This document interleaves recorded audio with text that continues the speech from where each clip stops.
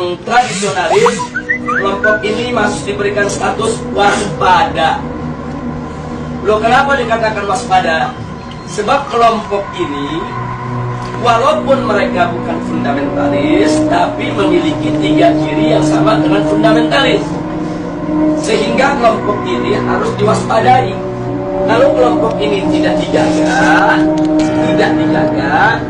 maka nanti kelompok ini setiap saat bisa berubah menjadi fundamentalis. Nah, maka itu usul mereka, kelompok yang keempat ini dijaga.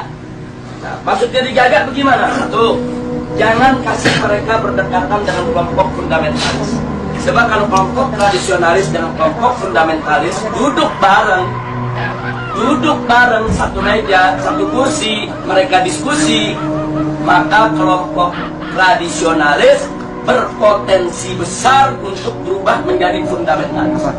Karena perbedaan mereka cuma sedikit, perbedaan definisi ta'rif ad-demokratiyah.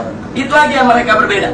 Tapi dalam soal dukungan terhadap tatbikus syariah, dukungan terhadap igamatul khilafah, dukungan terhadap sikap kritis terhadap barat, sama. Nggak ada beda antara fundamentalis dengan tradisionalis. Mereka hanya berbeda di dalam mendefinisikan demokrasi. Yang satu mendefinisikan ya demokrasi bertentangan dengan hukum Allah sehingga harus ditangkal sama sekali. Yang satu lagi melihat bahwa demokrasi itu hanya satu cara yang kalau dibawa ke dalam ajaran Islam dia bisa islami, kalau tidak, kalau dikeluarkan dari ajaran Islam dia bisa bertentangan dengan ajaran Islam. Hanya ini saja berbeda. Nah, kalau mereka duduk bareng diskusi, maka kelompok tradisionalis berpotensi besar berubah menjadi fundamentalis menurut mereka, menurut Rand Corporation. Maka itu fundamentalis dan tradisionalis tidak boleh bersentuhan, harus dijauhkan, bahkan harus diadu domba. Nah, ini yang terjadi di Indonesia saat ini. Bagaimana supaya dua kelompok ini diadu domba? Nah, kenapa ini yang harus diadu domba? Karena kelompok fundamentalis dan tradisionalis ini yang pengikutnya paling banyak.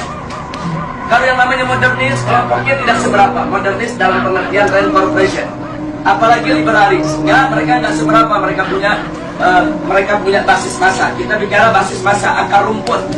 Nah, yang memiliki basis massa akar rumput yang sangat kuat hanya kelompok fundamentalis dan kelompok tradisionalis. Maka itu kalau ini bersatu, ini akan menjadi satu kekuatan umat Islam yang maha dahsyat, yang bisa merontokkan kekuatan mereka, sehingga mereka akan melakukan berbagai macam upaya bagaimana dua kekuatan ini untuk tidak bersatu. Nah, itulah sebabnya aksi 212